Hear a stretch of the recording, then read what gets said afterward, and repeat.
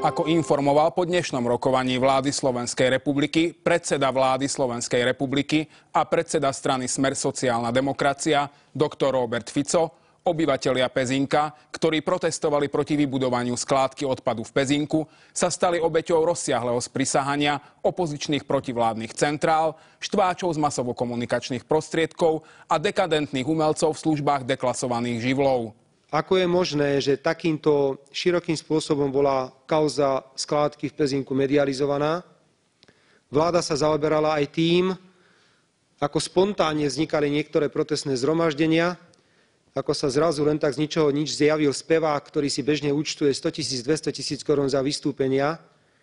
Preto budeme ešte raz preverovať celý priebeh tejto kauzy aj z hľadiska toho, kto mal záujem a z akých dôvodov útočiť na vládu Slovenskej republiky. Predseda vlády Slovenskej republiky a predseda strany Smer sociálna demokracia dr. Robert Fico naznačil, že zákerný nepriateľ neváhal použiť ani tie najšpinavšie zločinecké praktiky. Budeme presne pomenúvať, že či došlo alebo nedošlo k vydieraniu šéfa Krajského stavebného úradu, čo mu bolo povedané, kto ho navštívil, ako mu bolo povedané, čo sa všetko stane, ak nevyjde Krajský stavebný úrad v ústretí niekomu pri výstavbe. Predseda vlády Slovenskej republiky a predseda strany Smer sociálna demokracia dr. Robert Fico vyzýva občanov k trpezlivosti.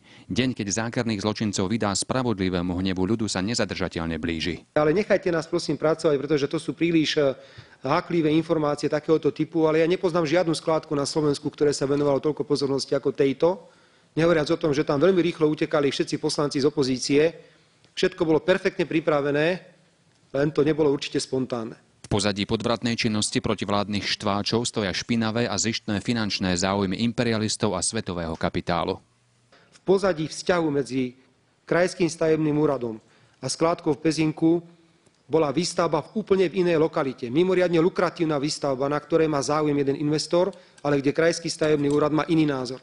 Predseda vlády Slovenskej republiky a predseda strany Smer sociálna demokracia dr. Robert Fico posmelil zastrašených príslušníkov pracujúcej inteligencie, aby sa nebáli a pomohli policajnému zboru Slovenskej republiky vysporiadať sa s týmto nepriateľom. Myslím si, že budeme musieť požiadať prednostu Krajského stavebného úradu, aby poskytol všetky potrebné informácie príslušným orgánom činným v trestnom konaní, ak sa ukáže, že mohlo ísť napríklad o vydieranie.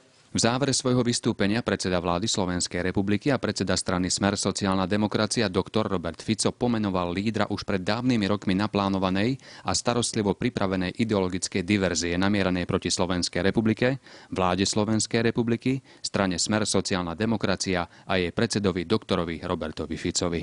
Tak sa naozaj potom pýtam, čo tam pobehovali poslanci z opozície a tvárili sa ako svety za dedinou, že oni sú tí spravodliví, ktorí teraz budú ukazovať, čo je morálne a čo nie je morálne.